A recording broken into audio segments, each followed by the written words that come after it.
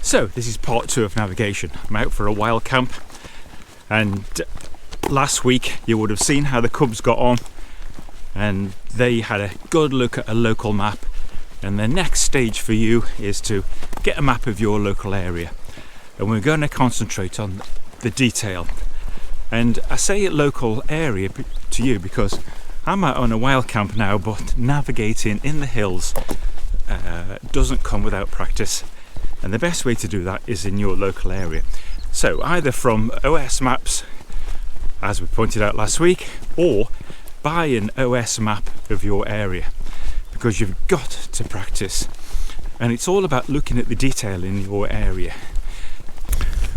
So this is the lie of the land in front of me now, and I'm going up to that summit up there. So the challenge for me tonight is I got to know where I am to start off with. I've got to know where I'm going, which is up there. Luckily I can see it beautifully clearly. I've got to think about a route on the way. I've got to know how far it is. It'll be dark in 2 hours.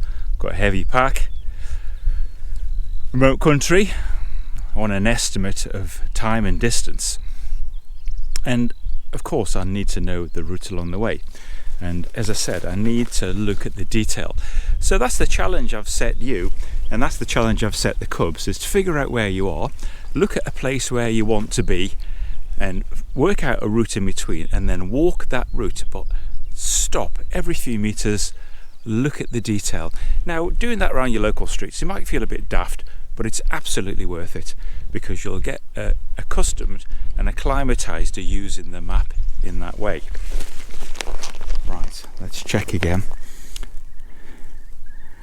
And if I've got this map shoved away in my rucksack, there's going to be no way I'm going to know where I'm going, and I'm going to get lost. So there's a lot of sheep trails here, but I think I've got a faint path marked out. So I'll see at the top. In map reading, as in life, if you don't look at the detail, you miss something.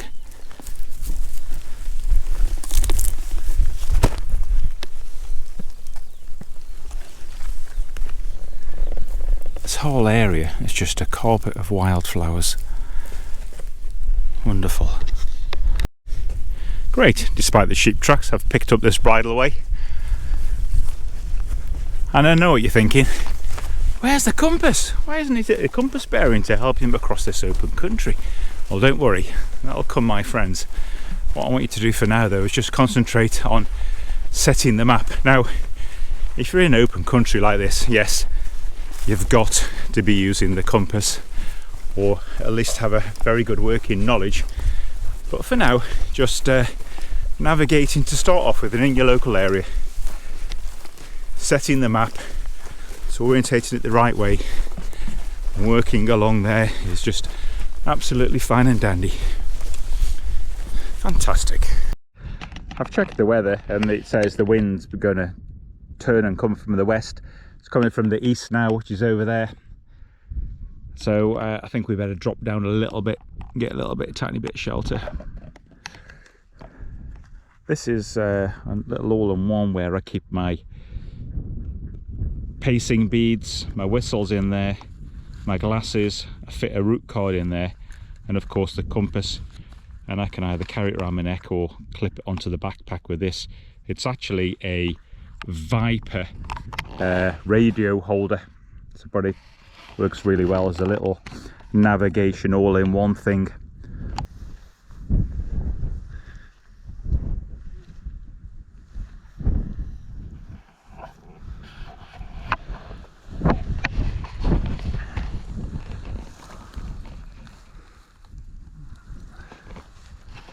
So now we're over a couple of weeks later on a walk in the Lake District. This is Haweswater below, and it's probably a good time to talk about scale. So scale is taking the real world, and this is hose water here, and taking a shrink gun and shrinking it down to a scale. So the map I'm using today is 1 in 25,000, and we are here up these zigzags walking up the old corpse road. It's a road they used to use to bring dead bodies from the village of Mardale that's underwater down here over the top for burial in Swindale. So on this map they've made the world 25,000 times smaller. So yeah, scale is just a simple way of shrinking the world down.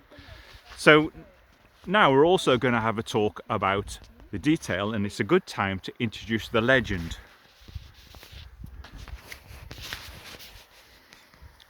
I need to entertain them. It's just boring, you're just talking about history. Yeah, this is really boring. I'm just watching. Okay. Feel free to click off. Apparently this is really boring. When calculating distance on the map, it's helpful to remember that each square is 1 kilometre, and also on your compass you've got a helpful measuring tool. So it's indicated here, for instance, that this is 1 in 25,000, and that distance is split into 10 little increments of 100 metres. So today on the walk we walked from Southside Pike to Braintree, and we can estimate that that distance is 1.5 kilometres. I even know how many steps that would be, because if you remember in part 1 we looked at how many steps it took to walk 100 metres. Also useful to remember is on a map like this, 1 in 25,000 scale, 25 metre relates to 1 millimetre. So on a compass like this you have millimetre markings, so I know that each one of those millimetres is 25 metres.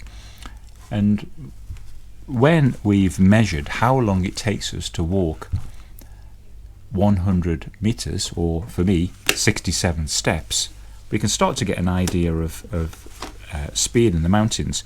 You can also buy proprietary cards like this. This one's for mountain training, that also has the scale on the side, and there's even a helpful scale on the back that gives you times for certain distances of meters based on your pace. So if you know your pace and you know the distance, you can work out the time it might take.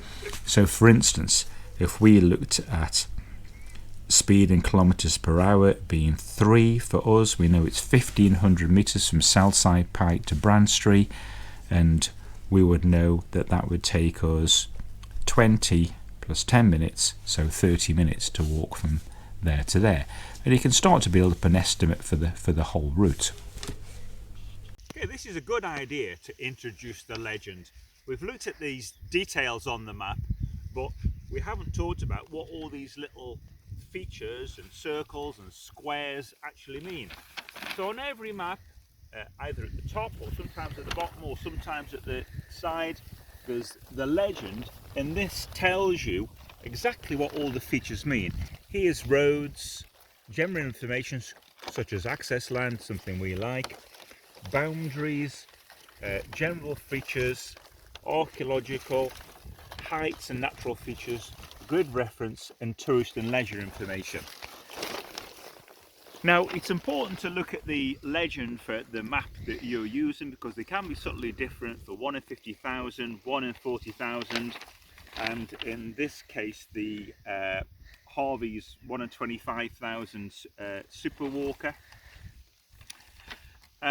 So my suggestion would be that you go onto the audience survey site, and over on the left on the menu you'll see the legend there, and you can select that and print it out, perhaps in a small format, laminate it and keep it with you at all times. Right guys, it's a tough one this week. We've got a 7-section challenge sheet and a bigger scale map than last week.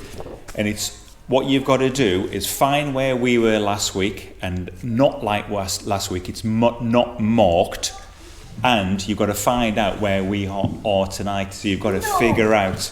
So it's a tough one. It's all about the detail. So you've got to look at every tiny bit and figure out how to get from where we were last week to here. So that's challenge number 1.